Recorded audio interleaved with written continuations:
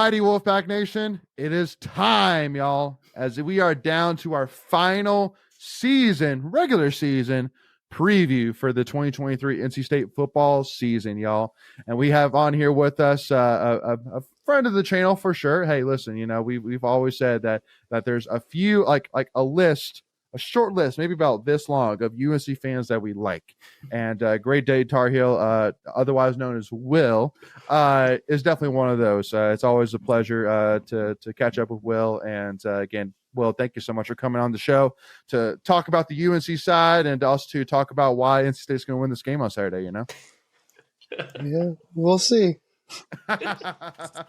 Yeah, well, so, I mean, first and foremost for me, the biggest thing which I got to ask is definitely an interesting year, to say the least, for UNC for sure.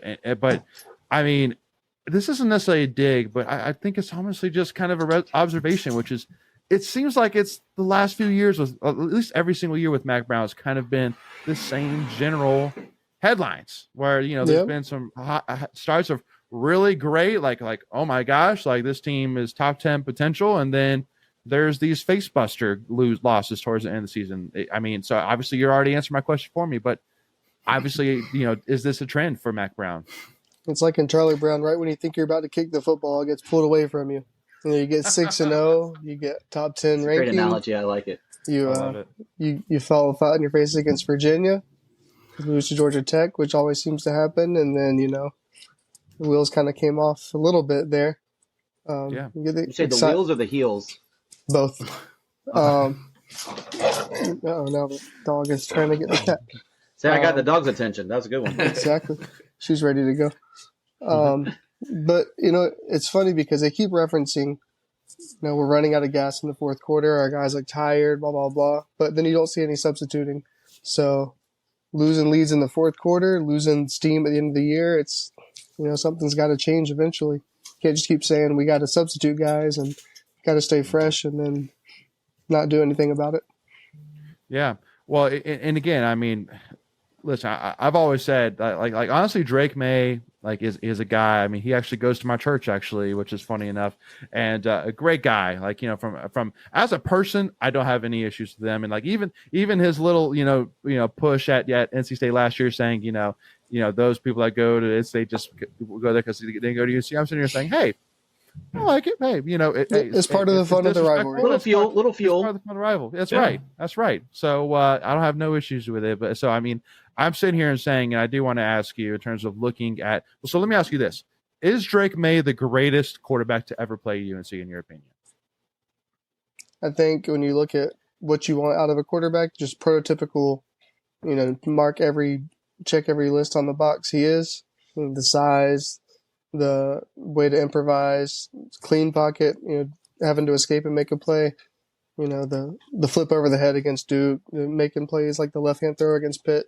He can do everything you'd want a quarterback to be able to do.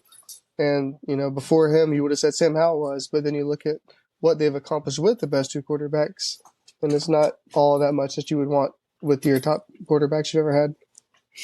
Yeah. No, I mean, I literally remember, 2 years ago during the offseason when UNC fans were talking about, oh, Drake May's, going to be even better than Sam Howell. And I was literally saying, like calling him out, being like, are you serious, y'all? Like the disrespect, like Sam Howell, heads and tails, in my opinion, is the greatest quarterback to ever play at UNC, talent-wise, accomplishment-wise. And now you're saying this this redshirt freshman guy who's only started in one game against nobody is all of a sudden going to be better than Sam Howell. Like you've absolutely lost your marbles. And now I'm sitting here later going, yep, nope, Drake May is definitely better than Sam Howell. Not even a discussion. Like it's not even close. And I mean, hey, I have to give the man props because I mean, I know he can sit there and say he didn't get much offers during the off season to go somewhere else. He got offers. There's no way he didn't get offers. So I mean, for him to stick at his family tied school with his father going playing there, his brother Luke May playing there, the NC State number one enemy Luke May, and to stick out and play at UNC. I mean, especially in today's day and age where loyalty is nothing but a hope and a dream. I got to give my props to him. And so, I mean, I'm sure, and that's why, honestly, to me, I kind of need to ask, like, it kind of breaks my heart a little bit for Drake May and the fact that the coaching staff isn't doing him justice, and let's be real, the fans aren't doing him justice. Like, right. how if Philip Rivers was playing in today's day and age, every state game would be sold out. They'd have to bring in extra bleachers just to fit all the people that are asking for him. And like even though they played Virginia, how is it not sold out? Like, how? I was there for that too. That was guy? You can use the fall break excuse, but it shouldn't matter. It shouldn't matter. Not with Drake May in town, man. Nope. Exactly. Top 10 team at home. It just felt flat from the start. Yeah, absolutely. And even then, we had a 10-point lead in the fourth quarter and still lost. So, yeah. Absolutely. So, do you think it's fair that the fans get blamed for that? No. I mean, does a great atmosphere help? Yeah, but it's still up to the players to execute. One of the greatest statistical seasons we've had was the COVID year. I mean, with no fans in the stands. So, I mean, atmosphere definitely makes a difference, but you still got to execute. For sure. Yeah. Agreed. Yeah, I think your point earlier, like, you just can't give up. It's the way that they're getting beat, right? They're just getting run over in the fourth quarter. It feels like, like Tech, that Georgia Tech game. I mean, they just ran roughshod over the defense, and Duke had their comeback in the fourth quarter, and then Virginia did their thing in the fourth quarter. What is it that you kind of mentioned the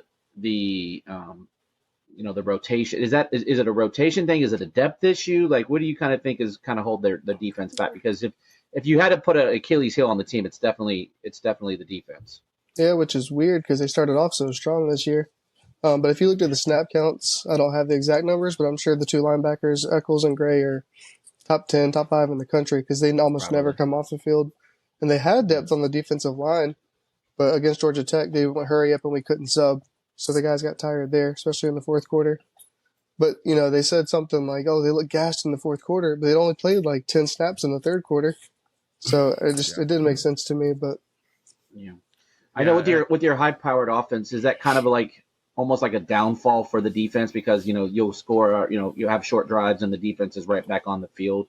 Do you think maybe that has anything to play into it at all? It definitely can, especially a big explosive play, 3 plays later. They're right back out there again. And some offenses like to possess the ball and force them to stay on the field and keep the ball away from UNC's offense. So it's a good game plan. I mean, I would do it too if you had to go against top 6 passer and tied for first rusher in the country. Keep the ball away from those guys. That this week. Yeah, you can definitely expect that this week. The last 2 games, we've had over 40 minutes of time of possession. So it's got to force turnovers. We're going to do. Yeah. Exactly. And to add to your point, Will, as well, and Greg, about, K'Mon Rucker for UNC has 8.5 sacks this season, and Cedric Gray has 4.5. And that actually, those 2 guys alone have half of the team's total sacks, 13 out of 26. So, I mean, because there's definitely talks right now in terms of who is ACC Player of the Year, who's ACC Defensive Player of the Year. And I saw a clip earlier where Eric McLean from ACC Huddle was talking about between Cedric Gray, Peyton Wilson, and then the linebacker from Clemson of who's the greatest Trotter. linebacker. Yeah, Trotter. Who's the greatest linebacker in the ACC? And it's kind of funny. Like, of course, Eric McLean was like, I think it's it's tough between Peyton Wilson and Trotter. And of course, us on this side were saying, no, Peyton Wilson, no doubt about it. I'm sure probably with you, Will. I mean, Cedric Gray. I mean, again, Cedric Gray, is definitely in the conversation, no doubt about it. I got to show props where props are due. 104 total tackles, 4.5 sacks, an interception, 4 pass deflections, 2 forced fumbles, and 2 that are recovered. There's no doubt he's seems to be the rock of the defense for sure. But kind of give me your overall scout of the defense here first, and then we'll kind of move on over to maybe the offense during part 2 here. But kind of give me your overall scouting report on the defense. On State's defense? No. Sorry, on UNC's defense. Right now, you have a solid defensive line. You got K'Mon Rucker on one end and Desmond Evans, who's finally coming into his own some in his senior year. Good rotation inside guys, and you got 2 great linebackers. Secondary's been a little bit of a weakness this year. We lost a lot of the secondary. There's really the safeties, I'd say. The corners have impressed, especially Huzzy. I mean, he got hurt in Clemson game, so hopefully we'll have him this week to maybe shadow KC. But Marcus Allen, he's a sophomore, he's played really well. Tayon Holloway's redshirt freshman played really well. But safeties, especially against Duke, just take bad angles. Sometimes they're the contained guy and they just get beat. Just come up to set the edge and guy runs right by him. We lost our star in the offseason, which is like a nickelback, which forced Hezzy to play out of position. He was coming to be a corner and ended up playing that nickel role. But he's done a good job with that. But safety's been really the biggest concern, for me at least. Before we continue, I want to take a quick second to tell you about our sponsor, Flatlands Jessup Insurance Group, that has your whole world covered, with agents in 5 offices throughout eastern North Carolina to help you decide how much coverage you need. Offering policies for home and auto, recreational vehicles, commercial, crop, health, life, and employee benefits. They are able to combine options to find a comprehensive solution that works for you. Flatlands Jessup protects the things you love so you can spend less time worrying and more time enjoying them. Find them on Facebook and Instagram at Flatlands Jessup. You can also visit their webpage at www.flatlandsjessup.com. So please make sure to go and check them out. Yeah, no, I mean, UNC, because right now they're giving up an average of 26 points a game, which ranks, I'm seeing 9th in the ACC right now. So not the worst, but again, I mean, I think that, do you have to maybe look at maybe who UNC's played against too? I mean, not too many high-powered offenses. Well, exactly. I like it's kind of funny because again, my wife is a South Carolina fan, and so at the time we looked at the UNC win over South Carolina, be like, man, UNC is really good. They just beat South Carolina. I'm sitting here saying, no, South Carolina's just they're rough, man. They were a little hurt. Their offensive line that game. Their offensive line has more holes than cheddar cheese, man. Swiss cheese, man. Like they're bad, and I feel for Spencer Rattler, man. That dude's a great quarterback, and he has no protection. I guess a third of our sacks this season came from that game. Yeah, I was just looking at that. Yeah, wow. I know. That's a great stat right there, Will. Absolutely. And then I mean, obviously facing Miami, which we've learned from there that man, they have quarterback issues. So it's again, I think you kind of say that about everybody, that there's inflation or deflation depending on who everybody's played, which almost is kind of a good thing. Which I do want to ask you, Will, what have your thoughts been so far on the new formats where it's not Atlantic and Coastal, man? What are your thoughts? And everyone thinks we all miss the division days. I just wish there was more cut and dry tiebreakers, because you look at the situations where there could be like 7 different things have to happen for 2 teams with the same record to be determined. And you see what's going on with the Big 12 right now, where there's like endless possibilities how their conference could play out. But it's fun. Unfortunately, you see things like Louisville, where they avoided Clemson, Florida State, and UNC in the regular season. And I went to the Louisville-NC State game. I wasn't really blown away by Louisville. I mean, they made a lot of mistakes. They won 13-10, but it wasn't like, oh wow, they're a great team. State easily could have won that game. And Plummer threw one of the ugliest interceptions I've ever seen in my life in the end zone. Like, we were all just, did he throw that? That was a gift. But they're one-loss team going into the conference championship. So, yeah, that's a great. It works out. Yeah, you can look back to the 2015 UNC team and say they got to avoid most of the top teams in the ACC that year, too. So it works both ways, but. Yeah, we were talking about our live stream about what it takes to win a championship, and we were talking about luck, right? Some of that is, just how the rotation that year works out. Whether you get a team, like for every year we had Clemson, on the schedule, but in 21, where we had a chance to win the ACC or at least make it to the championship, we had them at home and we beat them at home. Yep. It's just about who you play, when you play them, and if you play them. That's true. Absolutely, that's a good point. Yeah. Go ahead, Michael. Just along that lines, like this year, if you had Wake and Pitt on the schedule, those are, most teams are going to beat them. But right. Go back just 2 years ago, and those 2 teams played for the ACC championship. So yeah, I mean, it's we always said coastal chaos, but the whole conference has been chaotic this year. Louisville's one loss was to Pitt, so. Right. Yeah. And then you had a team like Georgia Tech, whose overall record's not very good, but they were right in the mix of it for the, exactly. Same with Virginia Tech up until this week. They were right in the mix for a spot in the ACC championship game, even though their overall records were not good. Exactly. Yeah. So. And Georgia Tech's a good enough team where, if I'm telling Georgia Bulldog fans, I'm saying don't sleep on Georgia Tech now. Don't sleep on them. They can make some plays.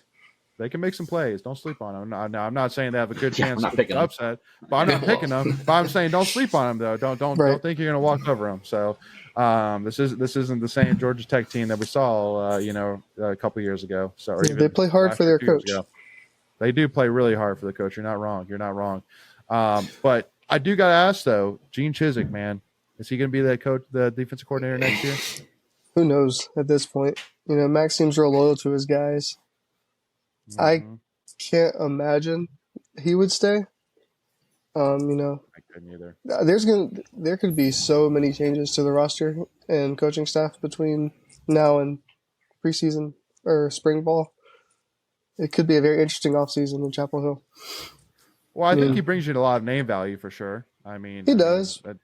Yeah. Started off confident, but he's got a national championship, right? So I mean, that's kind of what he's hanging his hat on at this point.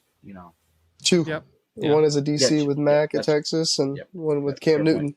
But when you look at the fair point. quarterbacks on both of his championship teams, how much did that help?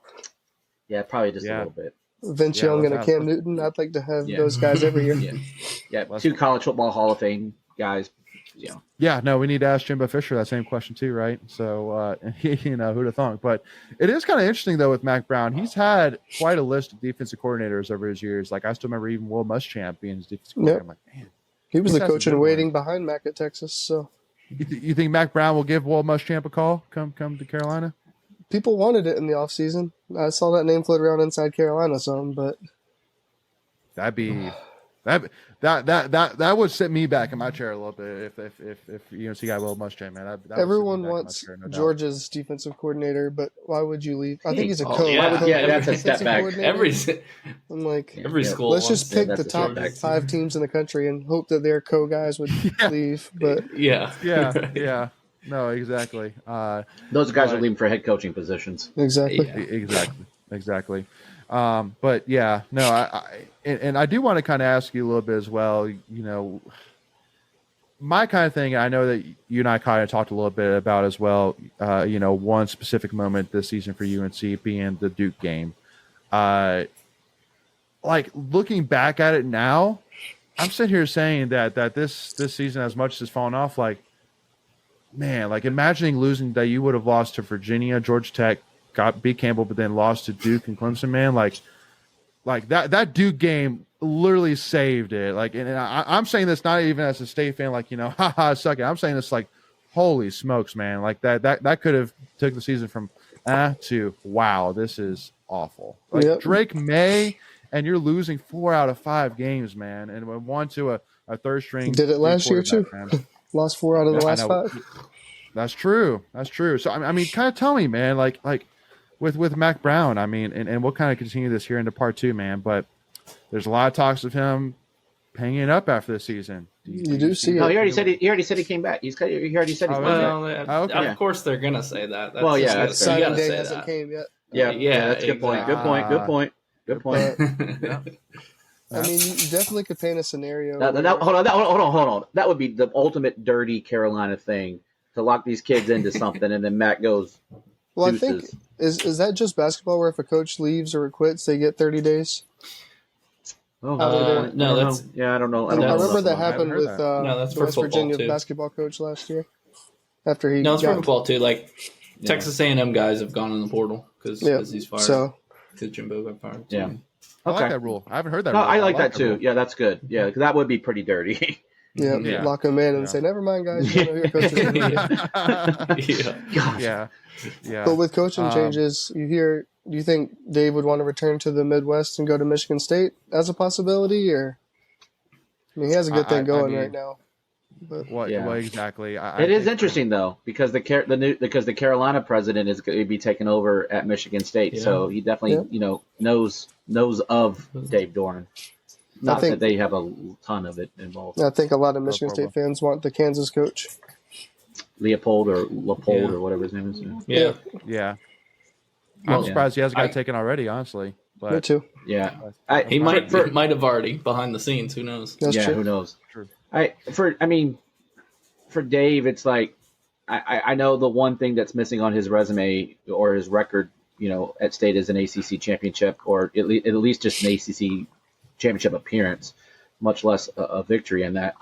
And he preaches that, the whole one pack one goal is, the point is to win a championship, and that's, his mantra or fight slogan. But I don't know. I would be interesting because, like, the way this fan base is, it's a fickle fan base. I mean, it literally is a 50-50 fan base. I don't know how it is for Mac if, the Carolina fans feel the same way.